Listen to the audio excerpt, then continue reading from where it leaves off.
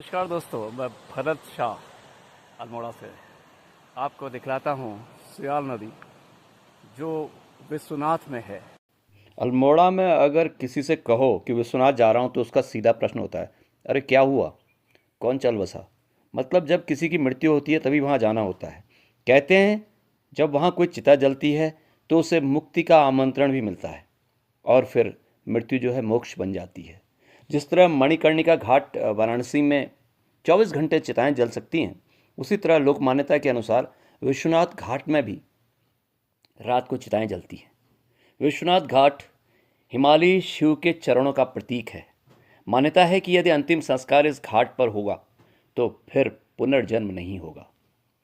मैं पहली बार 19 वर्ष की उम्र में अपने मामा की शव यात्रा में शामिल हुआ था।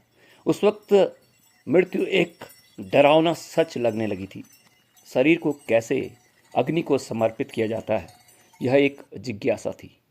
रात के 10 बजे शव यात्रा के साथ धारणवाला होते हुए विश्वनाथ पैदल जाना, फिर लोगों का लकड़ी टाल से लकड़ियां इकट्ठा करके चिता बनाना और फिर मृत व्यक्ति के समर्पित होते शरीर को पूरी रात खड़े होकर देखना मुझे जीवन की परिभाषा को अच्छी तरह समझा गया था। तब सभी लोग स्नान करने के बाद प्रसाद ग्रहण करके वापस शहर को लौटते थे।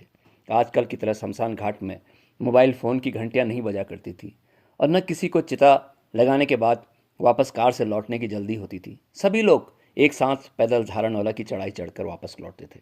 विश्वनाथ घाट अल्मोड़ा शहर के पूर्व की ओर बहने वाली सुयाल नदी के किनारे पर स्थित है, जहाँ निकट में बाज बहादुर चंद के समय का निर्मित शिव मंदिर है। वातावरण एकदम शांत और एकांत, खूबसूरत।